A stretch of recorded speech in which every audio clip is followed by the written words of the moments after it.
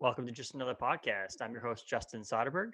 Today we have Ben MacDonald of the Ad King. He's the VP of sales of his family owned business. Ben does marketing materials, promotional items, advertising, but he's been a long friend of mine. And he's been one of the first people that I met when I moved to Massachusetts a number of years ago that became a good friend of mine. So it's really nice to get him on. He was a last minute replacement, but it was very, very, very good. He was supposed to be on later in November for the beginning of December, but we moved him up to today. So I really hope you guys enjoy our conversation about advertising, marketing materials, and promotional items, as well as how his business dealt with the COVID situation that we're in now. And then we just caught up a little bit about our pastimes and so on. But Ben's a great speaker, great talker, great conversationalist. So I hope you guys enjoy it. This is Ben MacDonald of the Ad King having a conversation with me. Enjoy, guys.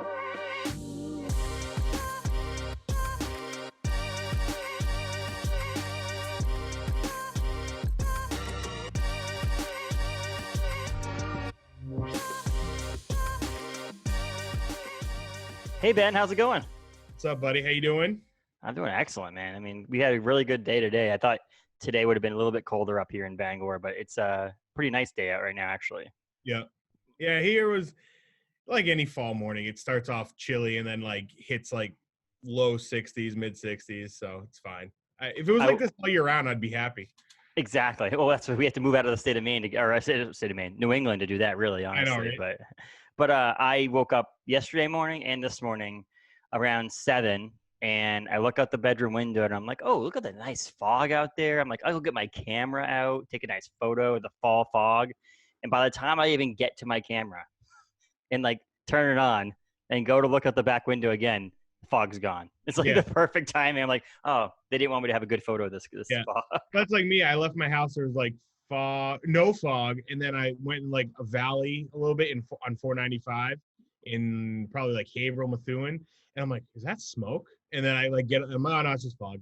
So we were actually we went to visit my parents in Connecticut on October 2nd through the 4th. My dad's birthday was the 2nd. We surprised him down there.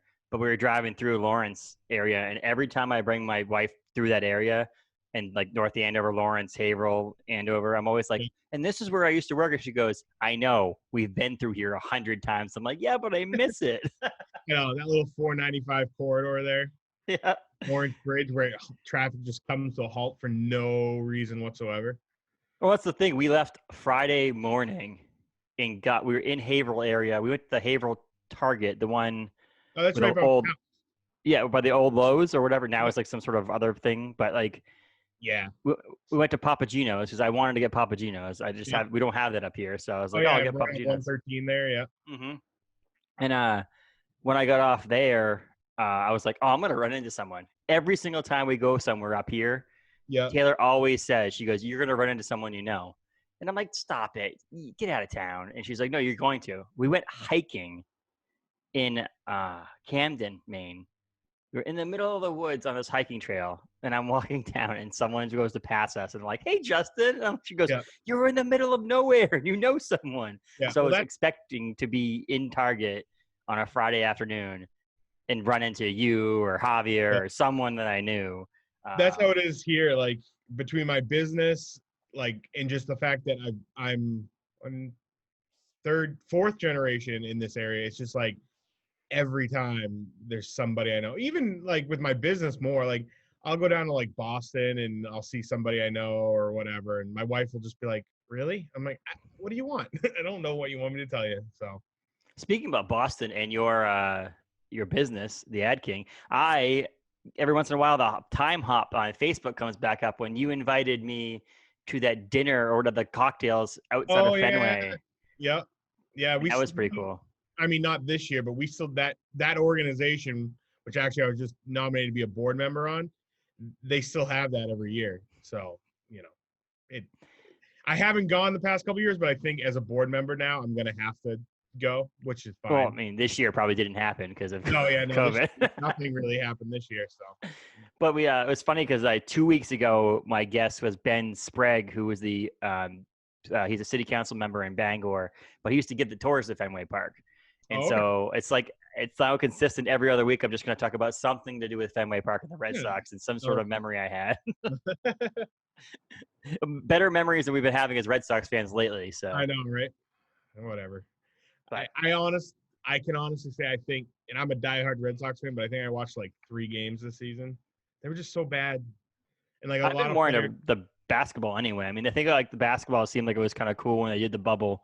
It was kind of a cool thing to watch. I don't know. Something about baseball stands with nobody in them looked kind of funny. Even football's done a good job because like I honestly like you can watch a game and you hear the crowd noise and you watch the game after like the first few minutes you think people are there until they like zoom out and you're like, oh wait, there's actually nobody there. So Oh they've done wait, it's just a NFL's done a good Jaguars job. game, Yeah. right? I mean, well, it's funny. It's like this is no different for the Cleveland Indians right now because no one ever goes to their games Yeah, anyway. or like the Kansas City Royals, even Tampa Bay. The Rays, when they're in the World Series now, but when Yep. they were in the World Series before, it was like nobody would go there. My aunt and uncle, they were vacationing in Florida. They went to a Tampa Bay Red Sox game in the Pedro days. Saw Pedro pitch through like a 2-hitter and sat like front row seat and got both tickets for like $80. It was crazy. And that's the thing. I think I went there once when I was visiting with an ex-girlfriend. This is back when I first moved to Massachusetts before I even met you. Her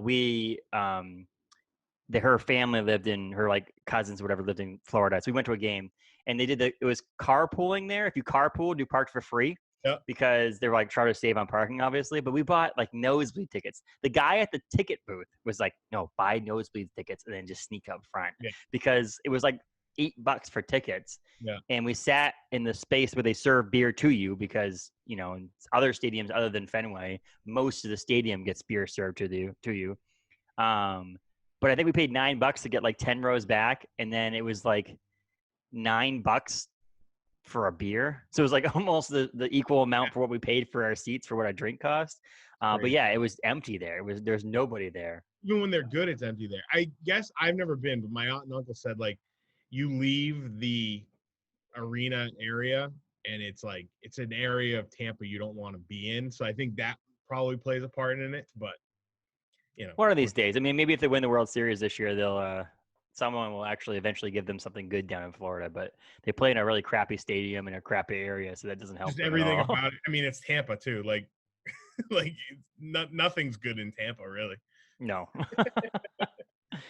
But Ben here works at the Ad King in North Andover now. Because you guys you were always in North Andover, or were you actually in As Andover? long as I've been doing it, we've always been North Andover. I mean, actually, because I'm third generation to do it, we used to be in Andover, but since I've been born, it's always been North Andover. But you're at your second spot in North Andover because when I first met you, you guys were in a different spot. Then you moved to your current spot, which I've actually never was at the first spot, but I've been at your new spot a couple of times. Yeah, right. 495. It's perfect.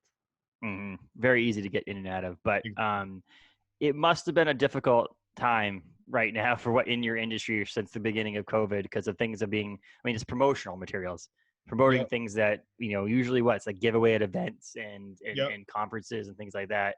What have you guys been doing to try to do something different? Anything crazy or? So in the beginning of all this, like everything shut down. I mean, and then kind of like when the masks and everything came out, like we had very few ways to get masks, and so it was like, all right, you have to order, but I don't know if I can get them for you, or like I could look yesterday, today, and they'd have 10,000, and then by 5 o'clock that night they'd have none, and so it was hard. Mixed with, I think people in the beginning of this whole thing thought it was gonna just kind of run its course, and so nobody wanted to invest the money in that type of stuff. And then in the last month, actually today, I just sold like my 12th order of masks in like 3 weeks because I think people have realized that masks are the new norm. And mixed with now I have more options, better inventory, things like that. So the two things have kind of helped. Not that, trust me, I don't want COVID at all, but for my business, it's helped a little bit now that I have more options and people are realizing this is something, at least the masks are here to stay. And so it was really just trying to wade the waters of this whole thing and kind of figure out what, both from my business and also from my customers, just trying to figure out like what the plans are, what's going to happen. We had a lot of people who are actually celebrating like big anniversaries of their businesses. So like what they were buying still happened, but they they had to change kind of what they were doing. And we do a lot of golf tournaments in the summer, and so like things like all of a sudden, instead of giving out polo and a sleeve of balls, they were giving out Macs and all sorts of stuff. So I mean, it was a lot of, we did all right. And actually in New England, in my business, we're still doing better than a lot of people in my business. So knock on wood, that's great. It's really just about adapting and, learning about PPE and all that stuff. And like, cause most of my customers are Maine, New Hampshire, and Mass. So learning about the laws and regulations and all those things to help my customers better figure out what to do. So I mean, in a outside COVID time, but in a sense, I mean, obviously, I know you, I've known you for years, so I know what you do for a living. So when I need something, I contact you. I don't usually contact you and say, "What do you have that can help promote my company?" Is that how it normally works? Someone sees the Ad King and they call you and like, "What do you have promotional for me?" Or is someone looking for something particular? Like, are they looking for a mouse pad or something like that? And then you tell them what you have for options, or is it more you give them a slate of what they have for options in random? it, it's honestly both. So we have people who know I want um I want a pen, because pens are still big in my business, and I know I want to spend this much and I need this many. So then I can wrangle up however many pens that takes to show them something. I have people who have no idea what they want. They just have a budget. And so that is where I kind of help, in terms of I can pick from all the areas of what I sell and kind of give them a wide variety. And then I have people who know, hey, I used to buy this exact item number from this guy. This is what I want. And so just do it. So I have a good kind of a wide kind of gate of what people want, and not everyone's the same, which is nice. It keeps me on my toes a little bit. So I mean, I know I've contacted you about a couple of things. When I worked for Down East Toyota, we got yep, those thumb drives that were the keychains that look like keys. yep, I know we got koozies last year for yep, Owner Brewing Company. But like I was mentioning before we started recording, was that the new company I'm a part of, a board of Maine, we're going to be doing these promotional things here and there when we can do events and stuff. And we did fly swatters last year, but like that's sort of random thing. I would never just be like, hey. So I might be contacting Ben and being like, hey, man, what are some cool, sweet ideas for something that don't yep. cost a lot of money? Is there ever a time where you go, oh my God, I can't believe we carry these things? Like you must have millions of products you can choose from. Yeah. So I've been doing this almost 14 years now. And yeah, I mean, the way I tell people is anything you can put your logo on, we can get. Like so much so, like condoms, even Yeah. like not the condom itself, but like the wrapper, I, in 14 years, have never sold an order of those, but Yes. those do exist because, the college market, the health market, those are things that you're like, I remember going to like the college, like health center, and seeing like the box of, and it's just Mhm. kind of like, oh yeah, like that's something, so yeah, no, nothing surprises me anymore. It's crazy sometimes when someone says, "Oh, I want this," and then I look for that, and then I go down a rabbit hole and find other things. It's it never ceases to amaze. That's pretty crazy. But I mean, so you've been in it for 14 years, but who started the company? So Or a do you know that? guy, so since it's been in my family, my Okay. grandfather started, but Okay. he bought it from somebody else. So yeah, but it's been in my family since 1974, And then your grandfather, and then your dad, and my and your uncle, uncle. and now Um, my dad passed, and then it's my uncle and me now. So. how many Uh, years has it been since your dad passed again? I forget now. this December will be It's got to be nine. what, 8, 9, Nine. 6. So it got to be Yeah. 8 or 9 because I started at FCC set in 2009, and I was there for 7 years. So it had to be somewhere around there. Yeah. Yeah. It was Wow, time 2011. flies, man. Jeez I and know. crow. Yeah, time flies. So Wow. yeah, no, Because 2000 December 2011. So how old's your daughter now? she's 5. Jeez, I'm crow, man. And we have one on the way. Yeah, so you have one on the way. So yeah, that's pretty. Well, congratulations on that. Thank you. Thank you. But that's pretty crazy. Time flies. I mean, I talked to Javier a couple weeks ago too, one of our mutual friends, and it's just crazy to think about how long I've been up here. I mean, this February I'll be at Orono Brewing Company for 4 years, Wow, that's and I crazy. was with another company for 9 months prior to that. So it's been almost 5 years. It'll be 5 years in May Yeah. since I moved back to Maine. And it baffles me that it's been I that mean, long. Like it's like you get in your rhythm and like things just all of a sudden you blink and it's like my daughter. It's like I feel like we were bringing her home from the NICU, and all of a sudden she just celebrated her 5th birthday. So it's crazy how just you get in that groove of your life and the things and all of a sudden time flies.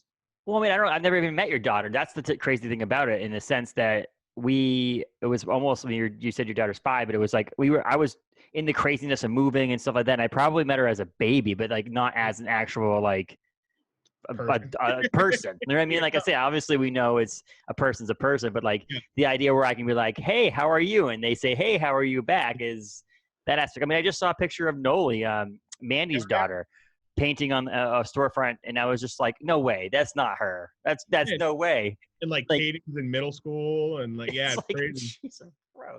And all of these people were throwing names out there. People who might listen to this don't know who we're talking about, but Yeah, I mean, it's a little reminiscing here right now. But it's just crazy. I mean, this year, like we mentioned about, March, there's times where I'm like, March felt like it was yesterday. And then there's other times where March feels like it was 4 years ago. Like this, depending on what you're doing and where yep. you are and what you're actually you're thinking about, like you blink and 2020 went by like a rocket. Oh yeah.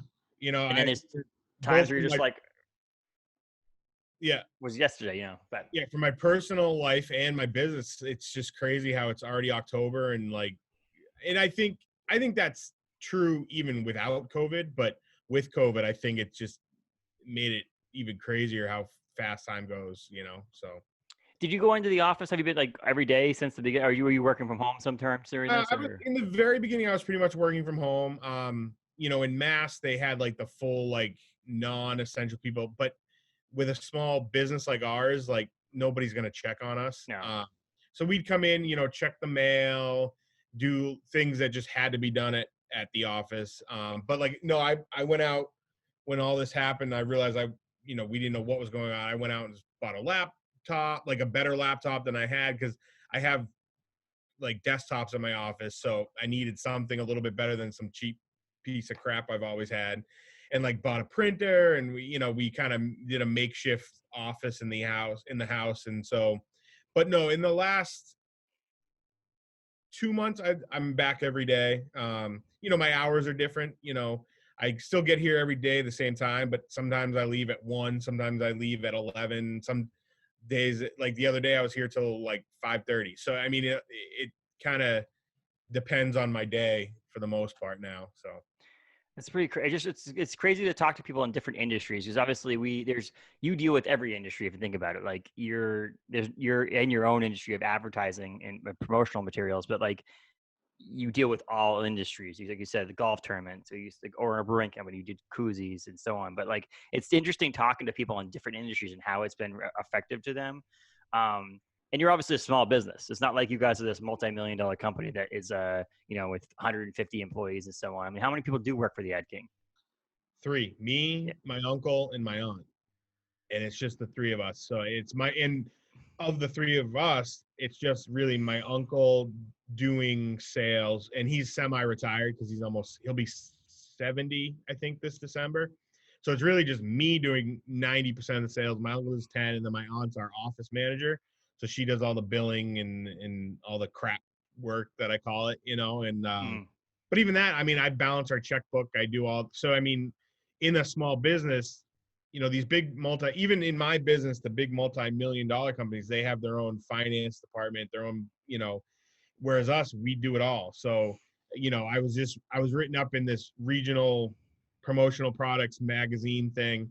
Um, and they asked like, what's your day look like? And for some of these bigger companies, it's like, oh, if you're just sales, but for me, I was like, it really changes day to day. Like I wear my, accountant hat to keep our accountant happy, artist. Cause I do, we have graphic artists that we contract out, but anything little, like I know enough to Mm. make, adjustments or whatever. So it's really dependent on, like, every day is even, I wouldn't even say every day is different. Every hour is different. Like just today I designed three. I didn't fully design them, but I added words and stuff, and then I did a couple layouts, and then I did some accounting, all in a matter of 2.5 hours. If someone calls, do you like pick the phone up and go, "Oh, you want the accounting department? Please hold." And then, Yeah, I wish. hello, Ben. I mean, it's kind of what it is. It's like, if I'm on the phone, like talking to a customer, and then our accountant calls or whatever, it's like my mind has to shift from, all right, I'm trying to sell this guy T-shirts, to, oh, the general ledger's messed up, whatever it is. And so it's hard sometimes to do that. So And so you said pens. Is pens like the number one thing, like 100% number one thing, or is it like? not anymore. I mean, it's still, so our business, a lot of people in our business, they either do the clothing end of it, like embroidery, silk screening, T-shirts, hats, all that stuff, or the hard goods, which are the pens, the mouse pads, the USBs, anything tech related. And so a lot of people, they do one or the other, and maybe dabble in one, but really for us it's an actual even 50-50 split. So um we so I would say, like, pens aren't necessarily the number one seller anymore, but on the hard goods side of it, it probably, if I had to put a number on it, it would probably be about 10% of our hard goods business. So I mean, we still, just today I sold 15,000 pens. So I mean, it's still a big thing. The tech items now are really what's hot. The face masks with the PPE and the hand san. I mean, hand sanitizer has always been something that's been popular, but this year there's actually like a shortage. Mm. And it kind of goes, even now, what are we, 7 months into COVID, Yep. about, give or take? Like, if I give you a price on hand sanitizer right now and you call me back in 4 hours, the hand sanitizer I just showed you could be gone. And so it's really, that's what's been the struggle with my business, is trying to, like, normally I could get, oh yeah, hand sanitizer, and a week later they still have plenty. Now it's like, it's almost an hour by hour kind of thing. So I have to spend a lot of time on my phone checking stock, and all my reps that, I sell their products, I have their phone number. So I just text them, hey, what's this looking like? And they can, but whereas in 7 months ago, that wasn't really a big part of my everyday business. If I gave you a quote, that was good for, unless it was like a clearance item or something. But Yep. now it's a lot of that, just having to be, I never give out a quote. Or if I give out a quote, I just say, hey, this, I would act fast. And I don't like being pushy. That's not how we do our business. But when it comes to the PPE stuff, like, I have to be pushy. And And normally, it's less about you making money off of it. It's more about making a decision, because the customer could be upset because they don't have what they want. exactly. And most 90% of my customers, when it comes to that end of my business, the PPE stuff, they get it. So they're usually pretty quick to act.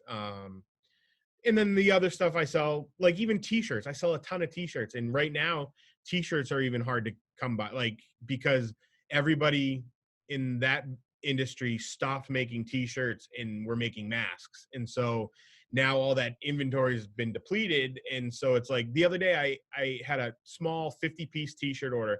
I had to get it from 5 different, not manufacturers, but 5 different warehouses to complete my 50-piece order. So it's a lot of that. And that's all the inside baseball, kind of, if you want to call it. Mm. People don't realize that, like, you place a 50-piece T-shirt order, I've had to go to 5 different places to get that Get done. that, yeah. But at the end of the day, they get their product and they're happy, and that's all I care about. So And in Maine, I mean, there's a company that we get a lot of our merchandise through for T-shirts and hats and stuff like that, called 320 Inc. out of Westbrook. They were doing like fundraisers with T-shirts too. So it's like yeah, they did a pre-sell T-shirts, and then they placed the orders and so on. They were dealing with a lot of. They also switched over to doing masks. But it's yeah, like the way that the industries have morphed. Like, they didn't have a direct-to-garment printer to do like all over prints and stuff like that. But yeah, they bought one during this last 7 months, because they go, okay, now we have a need for this. We yeah, can pretty much pay the machine off like that with selling things, and then we have this piece of machinery to do that in the future. So yeah. it's pretty cool how that changed like that. Like, did you have any issues with, like you said, T-shirts? But like, I mean, promotional materials, a lot of that stuff, there is stuff that's made overseas. Did you have any like shipping issues with that stuff, or was it mainly like, Yeah, we had a lot of shipping in the more in the beginning. Anything coming by, crater or by boat, I should say, were getting held up in dock and things like that, where it was just like, yeah, the inventory's sitting in California, but it could take, like, if they found one thing that was connected, um, especially in the beginning, to where COVID started, because that's a big manufacturing city in China. It was held up, and you had no idea how long it was going to be held up for. And we, some of the stuff, like if I had an order, like I could air it in and kind of bypass the ports and everything. But then you're adding $2 to $3, on a $2 item, to add $2. It's kind of crazy. And some customers, they don't mind paying that, and others are like, all right, well, what else do you got for me? Because I need something, but I can't wait that long, and I can't afford to air it in. So um, it's been every day is a little different. as I say, it's just crazy. Like I said, we even talked a lot about, I mean, obviously we talk when we're doing business, and Yep. I'm trying to get the best price possible, and you're trying to do your job and all that stuff. But just when I start talking, I order things where it's like, hey, you ordered it from China, and like it's been 2 months and I haven't gotten it yet. It's like, no, we promise you it's in the mail. Yeah. It's just being held up because they're not doing as many shipments, and the ports and all this stuff. But I mean, like, you know, as much stuff as you'd like to do locally in the United States, let's be honest, in the promotional material advertising industry, a lot of that stuff is made in China. Yeah. So We had a lot of our manufacturers actually open up manufacturing facilities in other countries just to try to get around that. And then also with the tariffs and all that happened pre-COVID, it it was forcing them to do it anyways. And then when COVID hit, it was like, all right, we really need to do this, because you know because China for so long was on like a red flag list, if you want to call it that, for the fact that all these products, they didn't know if they were safe or whatever. And so it forced a lot of people to open up in countries that were considered um, clear, or not even yeah, from COVID, but just from like the tariffs and all that stuff. And so yeah, I mean, our business was really changing pre-COVID, and then when COVID hit, it changed it even more. And I think that's what made it hard too, is it was changing with the tariffs, and then you put a pandemic on it, and it just, people that were in mid change are now like trying to change mid. It was one just big cluster that it's now settling down, but it was tough in the beginning. So it's campaign season. Do you do a lot of campaign stuff too, or no? we try Really? not to. We Do you do some try not to because of not trying to pick a side or doing like that, or just because it's not part of your industry? um Like, a little bit of both. We do some like local elections, like selectmen, school hmm, committee people. But the problem is with that is, so like if you're a new customer with me, I never ask for money up front. You're automatically set up. But with um, politics, we ask for money up front, because back in the day, we got burned a few times where the candidate lost and then didn't pay us, and we had to take them like court and all this stuff to get paid. But a lot of the campaigns don't want to pay up front. And so it's like, well, no, because if you lose, I need to, not my problem, you lost. I just provided the signage, yeah, but I still need to get paid. And so we'll do it. I mean, like I said, we do local ones, but we don't necessarily promote that we do it. yeah, um, and it makes sense because I mean, if you don't win, then what's your like? If you're not, I mean, unless you're looking to run again the next year, yeah, you're just another person. You're not yeah, a yeah. I business, spent which 5 grand and I lost, and like now I don't want to pay the 5 grand. yeah. So it's tough. Most of our yard signs that we do are all like asphalt and construction companies, which So those are fine. So, but yeah, no, we try to stay out of it as much as we can. um, and that's a good thing too. I mean, it's also good not to be like, oh, Ad King printed this sign and this sign, this sign. It's also another thing. It's like trying to stay out of the middle, like be in the middle. Just don't do it as much as you can. And if And I you get mean, local people like city council, yeah, they're bipartisan people anyway, usually. So it doesn't yeah. really matter. But Yeah, I mean, like I said, I hate to turn away business. It's one of those things, like if someone were to come to my office and say, hey, I need this, will you do it? I'm going to say yes, because I'm not going to turn away an order. But it's also not something I'm like, hey, you're running for selectman or Congress, whatever. Come to the ad. It's one of Yeah. those, like, I'll take the business, but I'm not going to push it.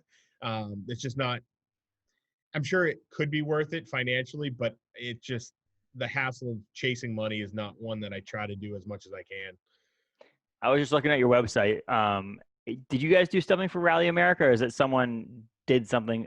The rally that happens in New Hampshire, the rally car racing. We did. So our website, I would let, Yes. and our Yeah. website's like through our organization, because to update our website with all like our top Yeah. suppliers would just, it would cost so much money. So they like provide that. And the upside to it is anybody can see everything I sell. The downside to it is everybody can see everything I sell.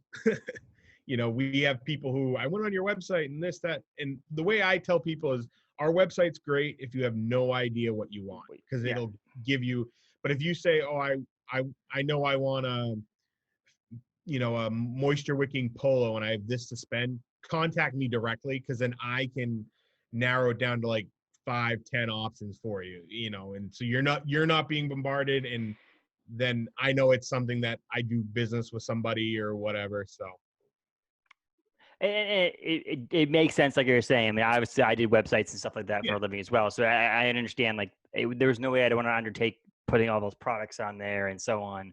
And it's the same thing. Like, we do Grandstand, or Grand. That's their website. Grandstand is a company out in the Midwest. They do a lot of our growlers, like the glass growlers and stuff like that. And they do merch, the T-shirts and stuff like that too. But like, they just, whenever they make a growler for someone, if it's a cool logo, they put that as the featured image on their website. They could have printed that growler once for a company that doesn't exist anymore. yeah, It just happens to be a good filler photo for that section. So I just saw it when I was looking at it, and I love Rally America, so I was just like, oh, yeah, it'd be interesting. Someone probably up in northern New Hampshire or somewhere in yeah. Maine did it for Part them. of the same It's organization yeah. I'm part of. Yeah, no, it would be.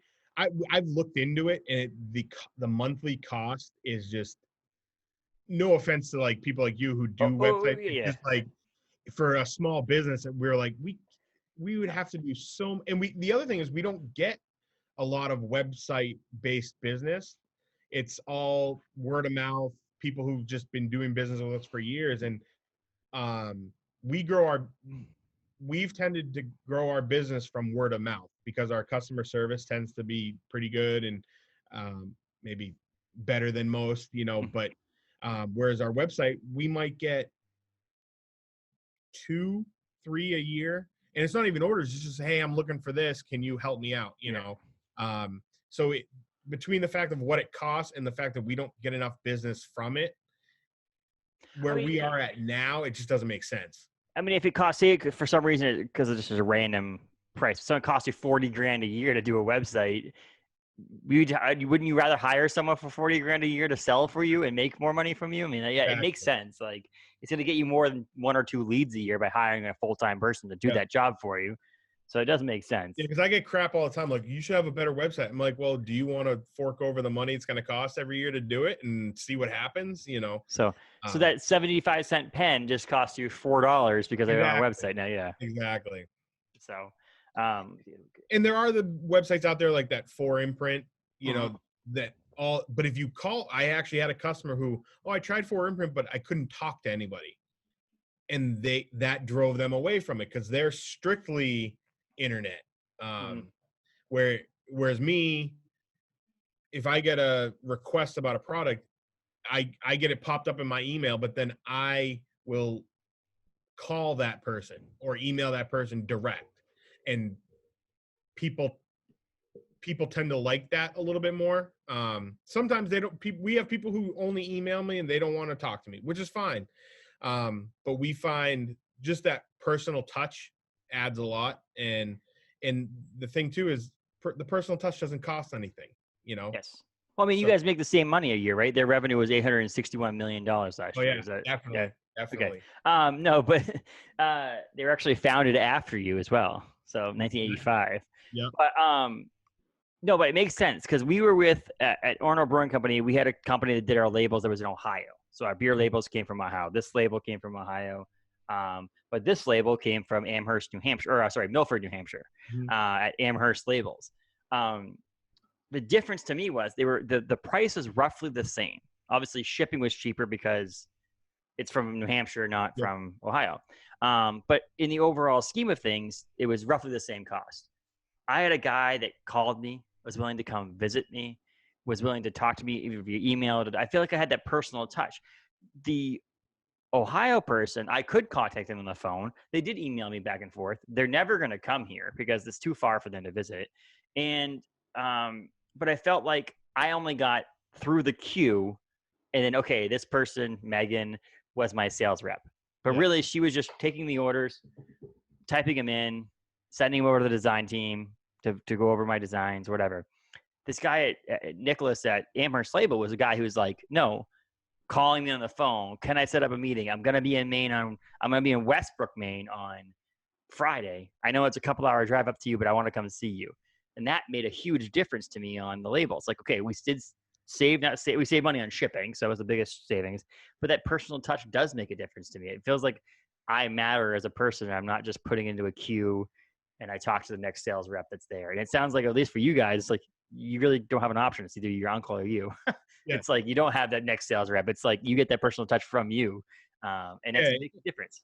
And the thing too is like my grandfather, his big thing was customer service and treating customers like friends. And even with this whole COVID thing, like I would just email customers or call them just to say, hey, check in, and I've actually found that by doing that, it's actually led to orders. Because when I would call, it was never about, hey, like I have this shirt on sale or this mask, or it was just like, hey, how you doing? How's your family? You guys staying sane? Whatever it was. And now 5-6 months after those phone calls, they're calling me saying, hey, we're getting back into things. I need this, I need that. I need, and we find that plays a bigger role in our business than, we tend to be the cheapest anyways, because we've been around so long, we get better pricing than some, but that even when we're a little bit more money, that personal touch is worth that little bit of extra money to them. I'm always for that. I mean, when you work for the company, like the size of my company, or our brewing company, we're not multi-million dollar, we're not profiting that much money a year. But like my point would be is like, we work for a company of that size, we have that opportunity to choose between pennies or customer service. Yep. Like I can choose between 10 cents a label or 11 cents a label, but then I get customer service. And if I'm in a stupid bind that something happened and I can't believe it's this late in the game, and I'm trying to get this label printed, that this person's actually going to listen to me and try their best to do something for me. And the other side of it, they dealt with 2 COVID cases at their printing facility. And they came to me and was like, I know you ordered these 4 different labels. When do you really need them by? Because I'll give them a date when I need them by, but let's be honest, I probably need the first label by that date. The rest of them can come whenever. And so I emailed them back and said, no, I'll work with you because you've been working with me and had that human touch. I'm going to work with you. Yeah. The place out in Ohio, it's like, no, period. This is how long it takes no matter what. Yeah. It doesn't matter. This is what they're doing. And so there's a difference in that aspect of it. It's like, you might say, hey, this time I'd really like to make that extra 10 cents a pen. But you know what? I know I'll get it from you next time. And you'll do that whole thing. But that's that personal touch. For Imprint or these online companies are just, there's a set of guidelines their sales reps have, and they have to go down that and do the same thing over and over and over again. Whereas someone who has a personal touch to it, someone you can actually talk to, can say, yeah, you know what? I might lose a little bit of money on this one, but I know in my mind, you might not say it out loud, but I know in my mind, I'll get it back from them later with something else. And I mean, just today I had a customer order $100 worth of business cards and the color was printed wrong. And instead of being like, hey, can you take these for half price or whatever it was, I literally went to the guy's house, which was 20 minutes from my office, picked up the bad ones so I could see exactly what was wrong with them. And he gave me one of the good ones. And so I brought him back to so it's a 40-minute round trip. And I'm going to fix them to him for no additional charge to him. But also, I went to his house to pick them up. And those 4 imprints and stuff, it's like, all right, send them back to me at your cost. Or, sorry, will you take 50% or, because $100 order really, for me to drive 40 minutes round trip wasn't worth my time. but it's been a customer that's he doesn't buy a lot, but every couple years he drops 2 grand at a time, and but it's been every year since I think 2006. So that 40-minute ride is going to pay off over time. And you're in a business of long game. It's not like, yes, obviously you got to pay the bills tomorrow, but like it's a long-term thing. In this, like you said, you don't have a lot of leads from your website. You have a lot of return business or word of mouth. And that person is going to say to a friend of theirs, and they're looking to get business cards printed or pens made up, that one of the three people that work in the office took time out of their day to drive 40 minutes round trip to pick this up and talk to me in person and so on, which is going to make a huge difference. Again, it may cost them $90 to order it online, but that would have been the same. In the long run, it could have cost them more money by time, the Yeah. less personal touch, the fix, all that stuff too. So it does make a sense. And like I said, the localness of it, you being in New England and people wanting to talk to someone, there's sometimes where you're just like, I don't know what you want. Why don't you swing by the office, or I'll swing by you and I'll bring 5 pens for you to look at. Not very many companies are going to ship you 5 pens to sample Yeah. and be like, hey, look at these pens, and then mail them back to me, and we'll decide which ones you want. You know, Warby Parker, the glass company, Yeah. they do the thing with the glasses, but that's one of the individual company that does glasses that do Yeah. that for you. If I went to you and be like, hey, I'm looking for a pen, but I don't know what I want, you likely have a few samples in your office you could show me that I could swing by North Andover and be like, hey, man, what do you have for those pen options I want to look at? And you could show them and talk to them, and that's huge. It really is huge. Yeah.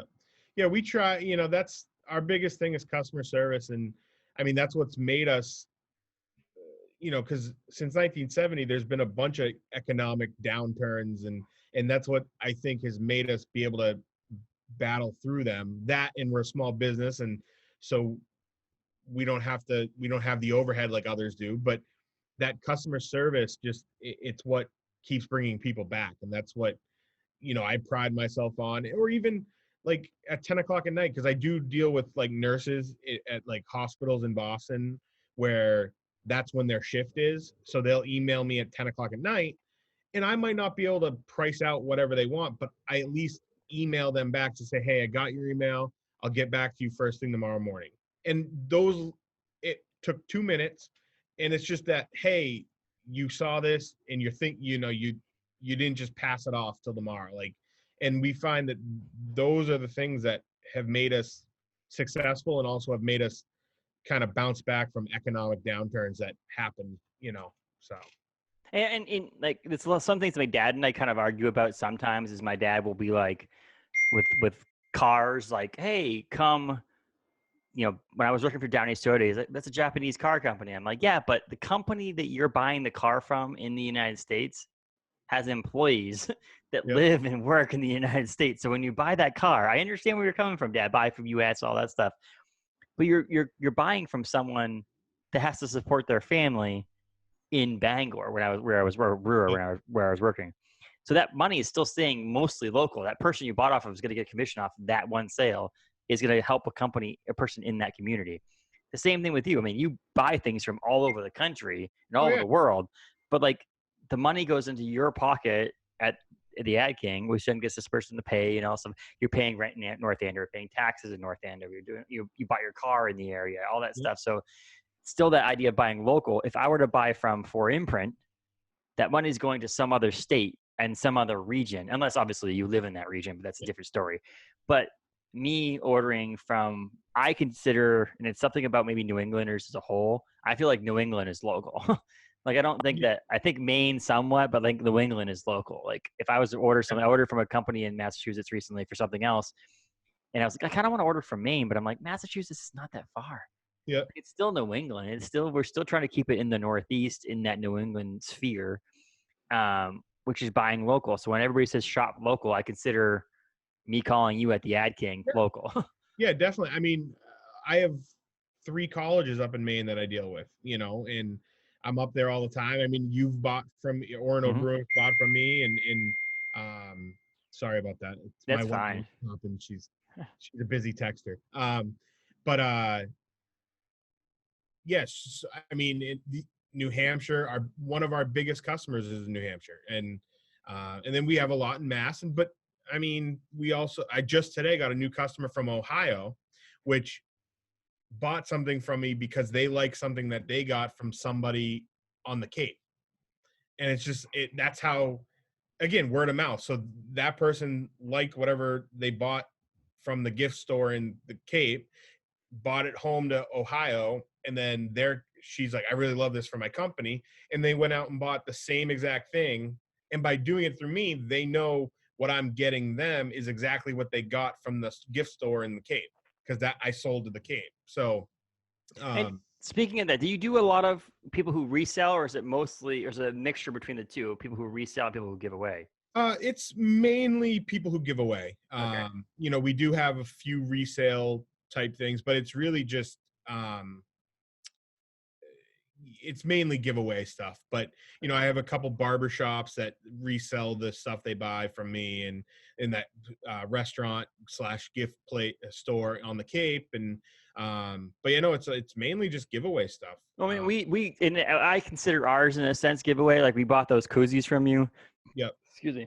But in the same sense, we sold them basically for what we bought them for, in a sense that let's cover the cost of what we paid for them, but really they're Yep. promotional materials to give to people so that when they're drinking their beers, even Yep. if they're not drinking one of our beers, it's in a You're koozie that still has our right there. logo on it. Yeah. If So anything, if they're not drinking your beer, they're still seeing Orono Brewing and not yes. whatever, night shift or whatever. Yeah, exactly. So, yeah. So I didn't know if that was like, I know you do. If you think of your company name, if someone says, "What do?" You do promotional products, right? It's what you do, advertising and promotional products.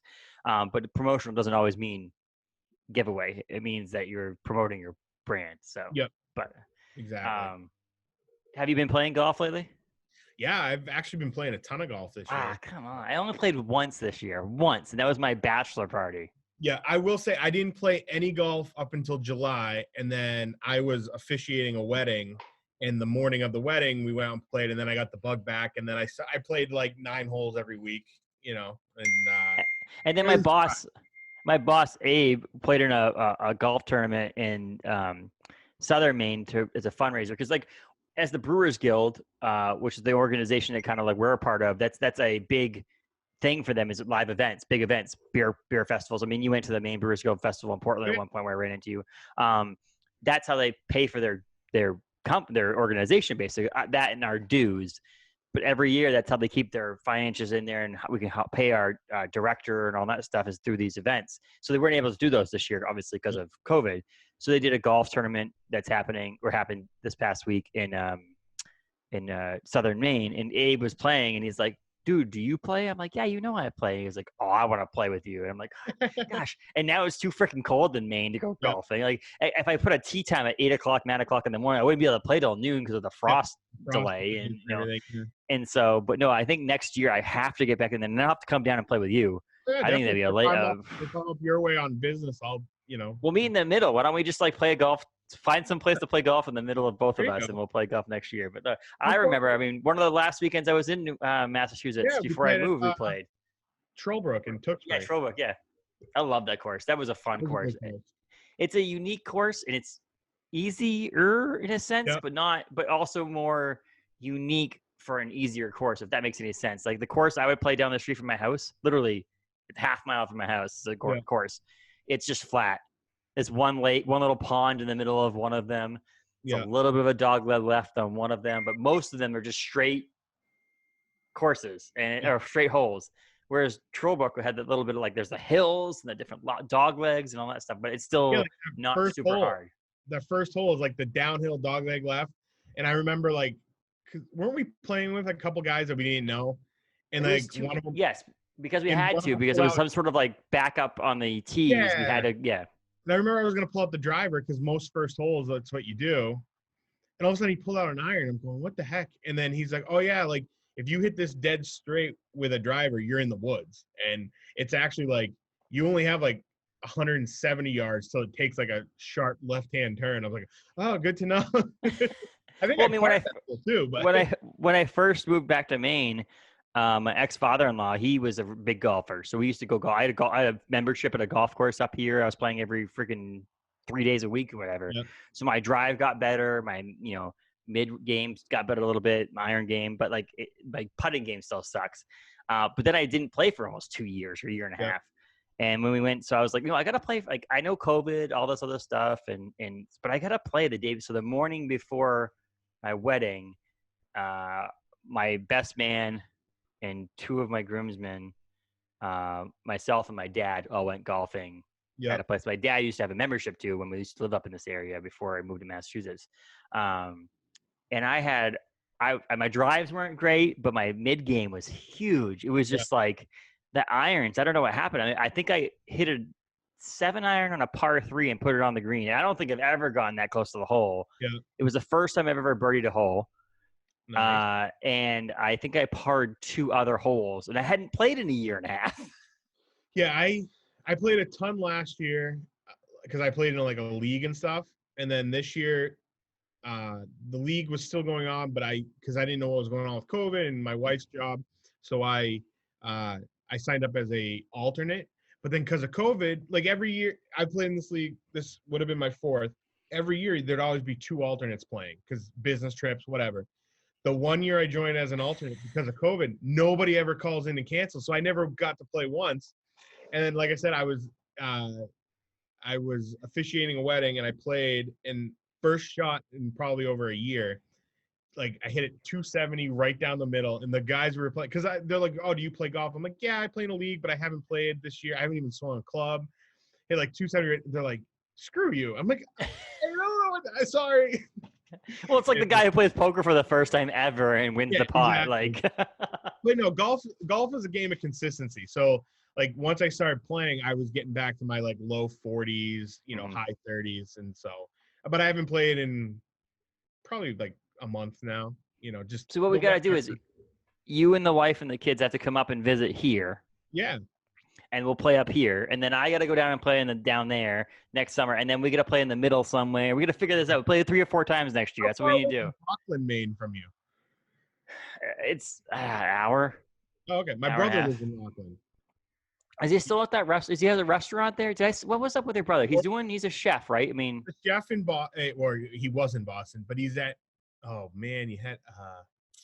he was on He the. Was he on? He was on Chopped, right? was on Chopped.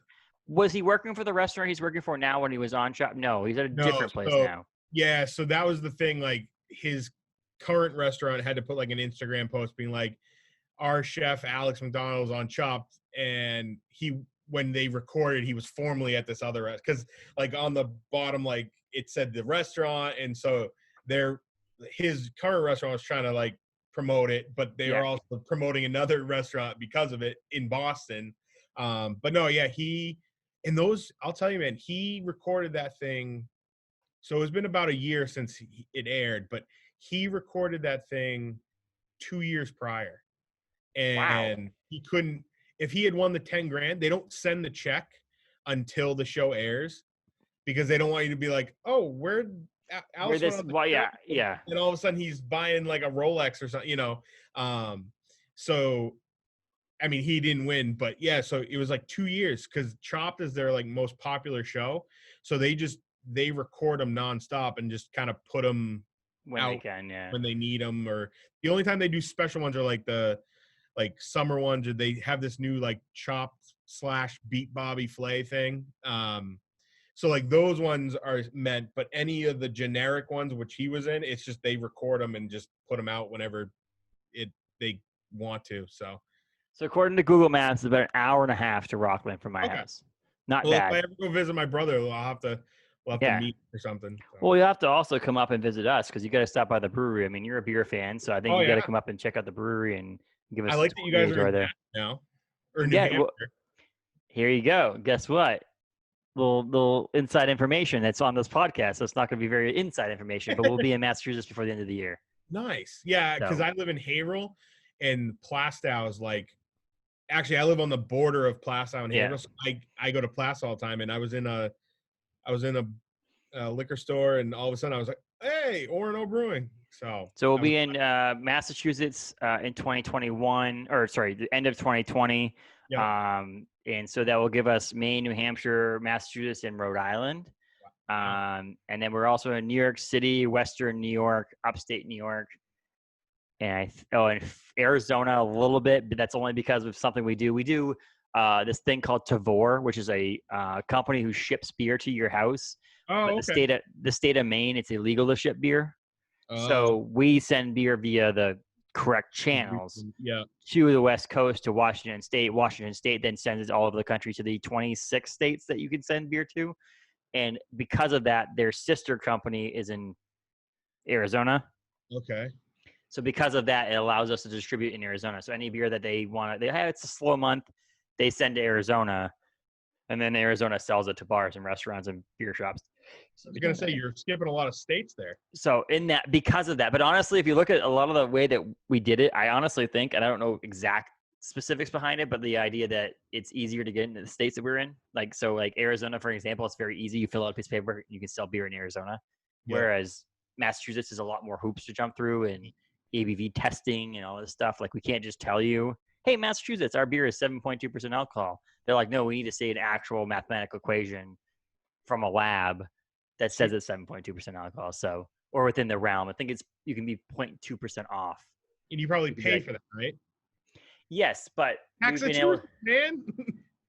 So that's the deal. So we deal with it and so on. So I think their first pickup is at the end of November. Yep. And then it'll be in like December area into Massachusetts. But again, you live in Haverhill, so it's right outside the border in Hampshire, and you can get it there too. In like 5 minutes. But so when we opened Orono Brewing Company at 61 Margin Street, there was 9 30-barrel fermenters. So that's 270 barrels of beer space. We just added a 60 back this summer. So that gave us, what's that? I said 270. So 330. In mid-November, I believe 3 more 60s are coming. So that's going to give us what? 510, 520 barrels of fermenting space. So we're going at it, I'll tell you that much. So Massachusetts we were waiting until we had the space to grow another state, and Massachusetts made sense. So I remember when you started there, it was like you guys were really tiny.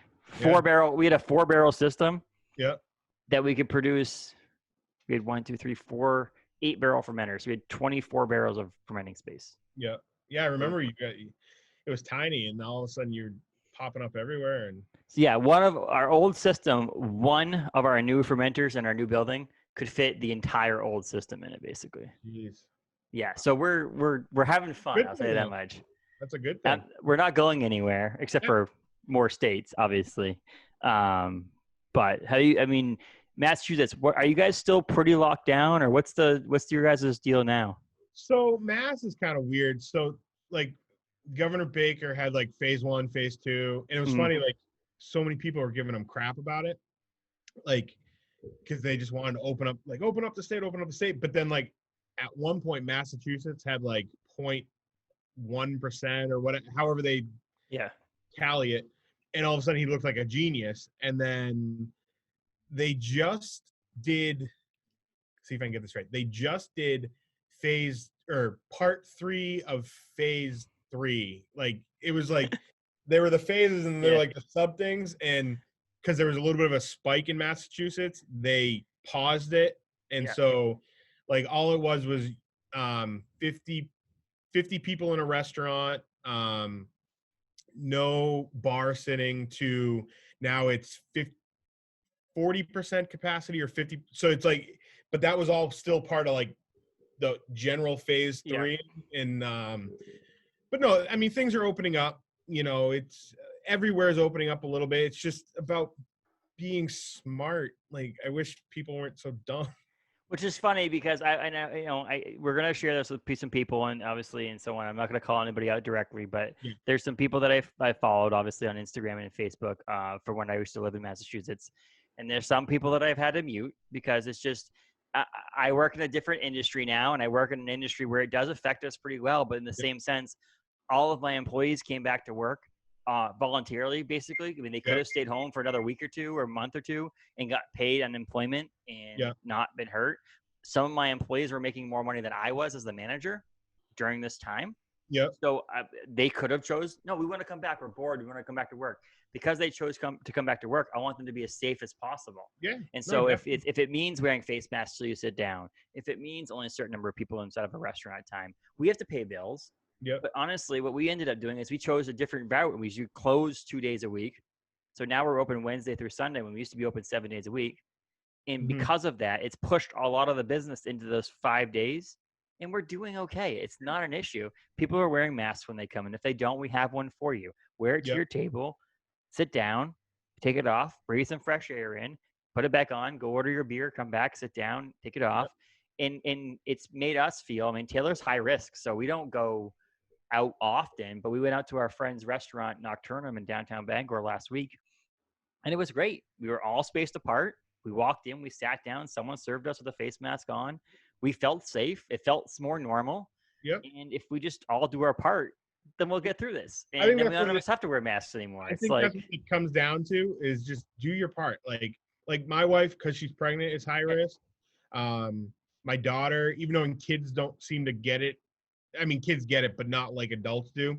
But my daughter's high risk because she was a preemie, and the reason she was in the NICU for 12 days was because of pulmonary reasons. So she's got asthma, and so like her pulmonologist was like, if a kid's gonna get it, it's gonna be your kid, And so, my daughter, she went back to school in July, but up until then, she didn't go anywhere.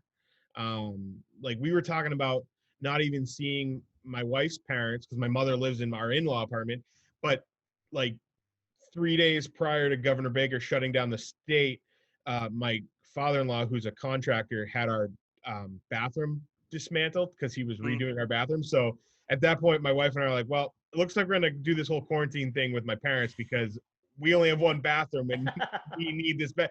So like, because him and my brother-in-law who works for him were at our house every day and we needed the bathroom done. So we kind of did it together, which was good because then we could get out of our house and go to their house and have dinner. They could, so it broke it up a little bit. But yeah, no, those people that you're mentioning, I probably know who those people are. And no, I think it's just be smart, like do your part. And that's not even COVID. That's just in general, like in general, I mean, think about it, like, humanity. I mean, let's think about this in these Asian countries, Japan, China, and stuff like that. You look at them; I've always laughed. And I'll be honest, I've laughed at them. Yeah, Why the hell are they wearing a face mask in this random ass time? It's because some cultures have been respectful to the point, whereas I have a simple common cold yeah, and I'm going to wear a face mask out in public so that I don't give it to you. yep, And that aspect of it is like, as greedy, selfish Americans, we're just yep, like, no, screw you. I can't breathe in my mask. And yeah, no, it's like, how about the fact that I don't want, if I happen to get it, and again, this is a weird ass virus. This yep, is so weird. I could get it and no one would know. yeah, There's a chance that no one would ever know that I have it. So why don't I wear a mask when I go out? So just in case I yep, have it, I don't give it to you and yep, your pregnant wife and yep, your kid and so on. So it's like, so I work in an industry that I work front face with it. I mean, I see people, hundreds of people, and I live in Maine, which right yep, now has seen a spike in tourists, a yep, spike in people trying to move here, a spike this summer. People lived in Maine who had camps yep, because they wanted to get the hell out of Massachusetts, New Hampshire, Vermont, yep, Connecticut. They wanted to get out of New York, Pennsylvania, and they came and they lived up here this summer. Like they yep, had a camp or a family lived up here, and you can work remotely. So they worked in Maine. And yep, I had people coming into my restaurant since July 1st when we opened back up with Pennsylvania plates and New Jersey plates and all this stuff. But I'm like, oh gosh, man, they just came from New Jersey. They yep, came back here 2 months ago. So yep, like, I mean, they've been living in Maine this whole time because Maine's been safe. So I yep, deal with the front line of it. And I just sometimes looking at these people posting things, I'm just like, it's nice for you to say that, but like yep, it's not as simple as stupid. Just we just had Mike Pence and we literally got stuck in traffic when we went to the store this afternoon before we did yep. this podcast because Mike Pence was in Herman, which is two Okay. towns over. So we were going to the Broadway, which is north from where we live, and we went to get on the highway. And right as we were trying to get on the highway, a cop car cut us off basically Okay. and Yeah. stopped us, letting us get on the ramp because Mike Pence was going to come by Yep. on the highway, which I understand. I mean, I Yeah. had, and politics aside, I had Dr. Biden, Joe Biden's wife, at Yeah. my company. And so we knew with the Secret Service thing and all that stuff going Yeah. on and so on. But like, I got frustrated, but they did a good thing today. They posted that they're checking people's temperature and they're requiring you to wear a face mask to go to this rally. And Yep. politics aside, no matter what side of the aisle you're on, I had to give them applause because that's Yeah. a big thing. It's a huge thing. Yeah. Just to Give say credit that, where credit's due, correct. and like, yeah, it's just, I think that, I mean, I've learned about the PPE and COVID from a different perspective, Hmm. being I sell this, like, a lot of it now, and just learning that, like Japan and China, especially, they have always had it for that same, like you said, the common cold, but also they, I mean, their air quality is pretty crappy. So that's why they've worn masks for so long. But I said to somebody, I'm like, not that I want to wear a mask every day, but there are countries in this world who have done masks for years as everyday part of life, and they get along just fine. And, is it different why we're wearing it than they do? Air quality, Yeah. yes. But at the end of the day, they still do it, and they have been doing it, and they're fine. And And I have clean water. I have food in my refrigerator. I have a loving wife in the other room. I have a car that runs so I can drive to work. I have a house that has heat. I mean, I have all this stuff.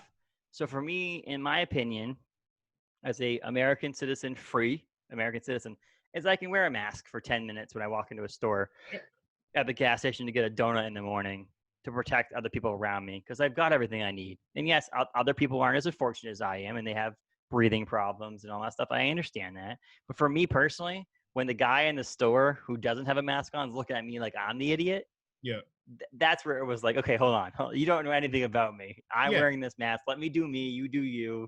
And let's get on I was with just life. in a Like, place. I was in a store in New Hampshire, and I forget the exact wording, but it was basically like, if you want to wear a mask, fine. If you don't want to wear a mask, fine. But don't give each other crap. Like, it wasn't exactly worded that way, but it was yeah. basically like, just respect each other. If person A wants to wear a mask and person B doesn't, that's fine. But Stay away from each other. That's it. stay away from each other then. But as a business, I'm going to let both of you in and purchase my product, and that'll be that. Yeah. And go your And separate so ways. we have laws in the state, not laws. I can't say laws because laws is not the right terminology, but we have guidelines, Yeah, regulations from the governor that says that I'm not allowed to let anybody in my restaurant without a mask on. yeah, And we've said, okay, you know what? We have this. They give us the regulations to have a liquor license. They're also giving us regulations to wear masks or not wear masks. So if you want to come in, I can get it. If you don't want to wear a mask, I have food, beer, soda, water available to go. yeah, It's the exact same thing you can get when you sit down at my restaurant. yeah, So if you want it, I can give it to you. I just can't legally right now because of regulations let you in because I can be in trouble for it. yeah, So don't yell at me as the person running this restaurant. Contact your local senator, contact your local governor, and ask them why I can't do this. Do it with that level. yeah, I'm just dealing with what I'm told to do. So don't and that's me. I get paid a pretty good salary. Then you have the people yelling at my $6 an hour bartender who's working for tips. yeah, It's her fault. I'm like, no, stop. Please contact your governor. Like, call the governor's office, email the governor's office. She's the one that made these mandates and rules. yeah, And one of the things we do have lucky about the United States of America for us is with you in Massachusetts is New England's basically work together. yeah. I mean, what Governor Mills does in Maine, what Governor Baker does in Massachusetts, and what Governor who's the Sanu or whatever. The governor, Sununu is a politician in New Hampshire. I just but don't know if it's the governor or not. whatever. So the person in New Hampshire, but they're all contacting each other saying, what are you going to do? What are we going to do? They're talking. And so that it makes it easy for us people who live in New England. I was able to travel to your state and Yeah, travel to my parents' state in Connecticut and drive back and know that I didn't have to quarantine for 2 weeks and all that stuff because we're all working together. So we all basically have the same rules right now. You guys might spike more than we are. yeah, You have more people than we have. yeah, Busier restaurants, busier businesses, busier streets. But we were able to go to visit my parents for my dad's birthday and come yeah, back and feel safe. I'm yeah, not traveling to Florida. yeah, I'm not traveling to Arizona. I'm yeah. not traveling to California. But I was able to travel within the northeast little sector Yep. we have of New England. Yeah, I remember when Feel all this safe. started, it was like, was it New Hampshire or Maine was waiting to see what, like, Mass I think it was did? Maine. Yeah. Yeah. And then there was Rhode Island, where nobody could go to Rhode Island or leave Rhode Island. It was poor Rhode Island. They're My small. friend just moved back from Rhode Island to Yeah. Maine. Yeah, I remember it was like, I saw it was like New Hampshire, Maine, Mass, Vermont, Connecticut, all okay. And I was like, well, what about Rhode Island? And it was just like, because I guess per capita, they were like one of the worst states in the country. Rhode So Island was pissed because the Massachusetts stole the Paw Sox. That's what it was. What it there you was. go. Right. That's really what it came down to. Like, no, you stole our minor league baseball team. You can't. There's no You way. can't do more, but I can't go. Yeah, no. But no, Let's I be think. honest. They're gonna steal the Providence Bruins at some point too, Oh yeah, probably. Rhode Island's nice, but I mean, I went down to I had um, a trade show I was at where I was the customer at in Rhode Island, and normally when we go to these things, there's like nightlife or there's a casino, or not that I'm a big gambler, but if I'm there for 2 days, having something to do. And we went to Rhode Island. They had it in Rhode Island one year, and we were like, all right, we went to dinner, and now what? Like, it was like 8 o'clock at night, and we still had the whole, like, I was sitting in my hotel room bored to death. No offense to Rhode Island, but it's just, you know. Taylor did that. Taylor went down for a job when she was working at a different company when she was working in North Yarmouth, Yeah. or in Yarmouth. I mean, she went down for some sort of traffic study, and same thing was like, there's not much to do down there. And Yeah, there's not most much to of do in like, Maine either, but like there's at least points of Maine where there's things to do. Like there's yeah, stuff like to if do in you're in downtown Portland or Bangor. something, there's plenty of stuff. If you go to most of those things are in places where there is something to do. And maybe it was just where we were in Rhode Island. I don't know, but it was just like literally we went to dinner, came back to the hotel, and we're like, all right, let's see what's on crappy hotel TV, and but it was fine. But I think I mean, you guys have been safe, right? You guys haven't Yeah. had you guys don't have COVID and stuff like that, so Nope. that's good. Your mom's doing well. She's doing well. She's living in our in-law apartment, semi-retired. I mean, she still comes to work every day, or not every day, but she basically works for her health insurance because she takes my dad's death benefits. And Mm-hmm. long story, that was better than her keep working Yeah. financially for her. So yeah, no, she's good. Enjoys having a 5-year-old running around the house and stuff. So that's good too for like in-home For you baby. guys, yeah, Uh, exactly. And you're having so another one coming, so that's not it's yeah, helpful even exactly. more. Exactly. So, she's good. She's staying healthy. She went up to actually a couple weeks ago, she went up to Rockland to see my brother. So, she went up there and just stayed with him and hung out for a couple days. And, but yeah, no, she's good. So, You've been married for how long now? 6 years? past September was 7 years. 7 years. Jeez, Yeah. bro, again, man. Jeez. Yeah. You were at the wedding. Were you, It's you were yeah. still in Mass when you went to the wedding, right? Yes. Yeah. So I was in Mass from 09 to 16. You guys were married what, 13, 14, 13? 13. Yeah. 13. And so, but it was kind of funny because nothing happened for a lot of people, including like when Javier got hired at the church and I was there and so on. It was like nothing big happened for a while. I got married to I call it my practice wedding.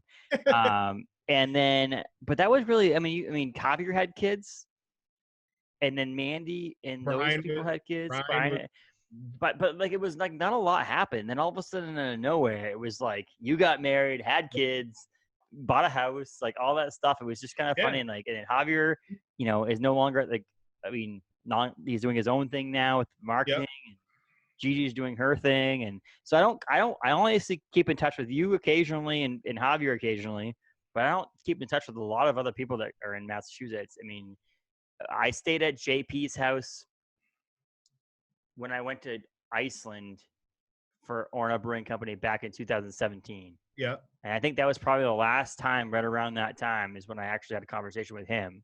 Yeah. Got beers once in Yeah, downtown you dropped beers off Andover. at my office one time. That too. So that was it a couple of times. So, but I mean, when I drove through this past time, we're trying to obviously see as least people as possible. So Yeah. I was trying to get to, and I did say on the way back, we were trying to get somewhere on time. And I drove through the North Andover area and I had a beer in my trunk. And I was like, I got to stop by. I really wish it was a weekday so I could just swing by the office and drop it off and all that stuff. But we'll get some beer to you because there's some beers they won't sell in Massachusetts or New Hampshire that we can Oh, get. really? Nice. So I'll bring some beers down for you, for Jeff through. Rask and stuff like that. Yeah, so definitely. But I'm glad you guys are still in operation. Yeah, we're doing. The COVID hasn't closed the doors yet. Actually, our October, we've been running around like crazy. This is always a busy time of the year, but it's been even September and October have been even busier than normal. Well, I'm glad. I'm guessing some of these people are opening back up, and things are getting more a little less strict. So people are going to need to promote their business to come back to. So having some promotional and advertising materials will help. Yeah, it's just kind of been like, didn't have anything, and then we didn't do anything, and now that we're opening up again, we're looking in our shelves and realizing we don't have any stuff to give away, and so it's been good. But we're our big thing is one day at a time, just kind of every day, just see what comes and go from there. Because if you try to plan too much, it just gets in the way. What's your email address, Ben? Ben D. MacDonald. MAC Donald at gmail.com. Yeah. That's if you need to get any promotional materials or advertising things, just Yeah, email him. We're on Instagram, Facebook, all that stuff. So we made actually a big online social media push, which actually has landed us a couple customers too, which has been good. So. But if you need anything promotional, advertising, I will stand by, not just because Ben's a friend of mine. Ben and I are good friends. Ben was invited to come to my wedding. If it wasn't for COVID, he would have been there. But because I stand by, and I will say the quality at 2 different businesses that I've worked at, I've ordered things from him. And actually, both have come out. Down East Toyota too. You still do? Yeah. Yeah, there you go. There you go. The guy who took my job still uses some of my graphics too, so that's cool. Not a ton of work. I do all their name badges still. So, but still, that's great. That's like, it's small things, and maybe one day when they need something for their 75th anniversary, they'll contact you. But I don't know. I can't promise that. But I can vouch for the fact that the products are not made in-house. He has another company make them, but the customer service to get that done. And if the company that makes them screws up, Ad King stands by it as well. So they can help you out. So Ben was a fill-in today, sadly, but not a fill-in because you were on the schedule. So it wasn't like you were an afterthought. Yeah. So Ben was going to join us sometime at the end of November for the beginning of December release. I had a miscommunication. I will give him a shout out. I don't live in Bangor. I live in Orrington, which is a town next to Bangor. But a friend of mine, Joe Baldacci, is running for state senate in Bangor. And so I'll give him a shout out saying, if you are going to vote and you're going to live in Bangor, for politics aside, he's a great man. So I don't know a lot of the policies, procedures, these things he's working on. But he's a great man. So I'll tell you that if you're looking for someone to vote for confidence in the fact that he's a great person, Joe Baldacci is worth going to in Bangor. I live in Orrington, so it's a different district, so I can't even vote for him. So I can't say that I am or not. But I'll just say he was supposed to be on today. There was a miscommunication on Zoom and all that stuff. I'm hopefully he gets elected, and I'll talk to him in Ben's spot in November for December, and we'll talk about how it was like running for campaign and running for office and stuff like that. But Ben was willing to come in at short notice and talk to me, which I'm really happy about. I miss him to death. Like, I want to talk to him every day. Let's get back on and just talk random stuff too. Maybe we get you and Javier on and just talk. Yeah, definitely. We can talk sports for a while. Yes, there you go. That's all we did when we hung out anyways. So yeah, exactly. Talk sports. I mean, we could talk beer. We like beer. I mean, Javier's not a big beer drinker, but we could talk beer. Beer and all that stuff. So, but I really appreciate you coming on. The Ad King is the company that Ben works for. You can Ben D MacDonald at gmail.com if you want to get some promotional material done for your business. Ben, I really appreciate you coming on. Thank you for having me. We'll talk soon. And say hi to your wife and your daughter, who doesn't know me that well, but just say hi for me anyway. Freak her out. Be like, hey, Justin says hi. She'll be like, who's Justin? Yeah, right. But thank you again for coming on. I really appreciate it, man. No problem.